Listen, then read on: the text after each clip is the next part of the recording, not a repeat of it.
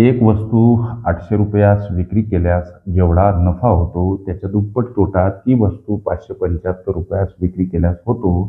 तर त्या वस्तूची खरेदी किंमत किती सर? लक्ष द्या. सोडवण्यासाठीचं सूत्र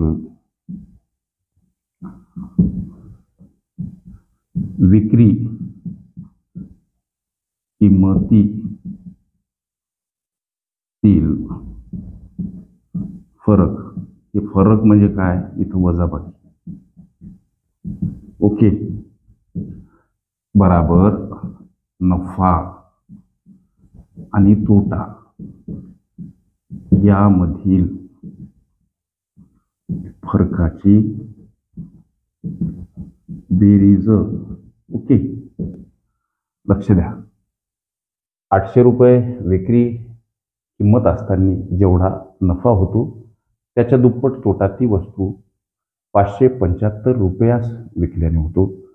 ह्या विक्री किमती 800 आणि 575 यांची वजाबाकी. 800 वजा 575 बराबर. लक्ष द्या. वस्तू 800 रुपयास विक्री केल्यास जेवढा नफा होतो, केवढा नफा होतो? उदाहरणार्थ यम एवढा नफा होतो. लक्ष द्या. त्याच्या दुप्पट तोटा कोणाच्या? नफ्याच्या. नफा कोणता? जो आम्ही यम समजला. यमचे दुप्पट 2m. त्याच्या दुप्पट तोटा म्हणून इथं अधिक 2m. त्याच्या दुप्पट तोटा ती वस्तू 575 रुपयास विक्री केल्यास होतो. ओके, इथं अधिक चिन्ह का? तर फरकांची बेरीज. कशाच्या? नफा आणि तोटा.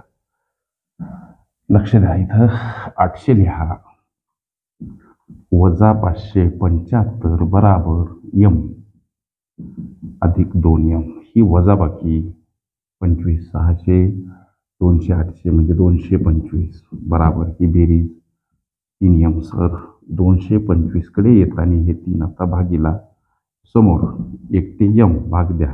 3 7 21 उरला 1 झाले 15. 3 5 15 m. यमची किंमत आली 75. ओके,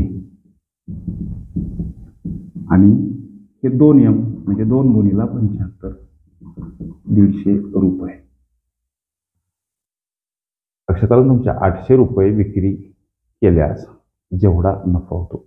800 रुपये वस्तू 800 रुपयास विकल्यास होणारा नफा आहे 75 रुपये आणि वस्तू 575 रुपयास विकल्यास होणारा तोटा आहे 175 चे दुप्पट. ओके, वाटल्यास इथं लिहितो.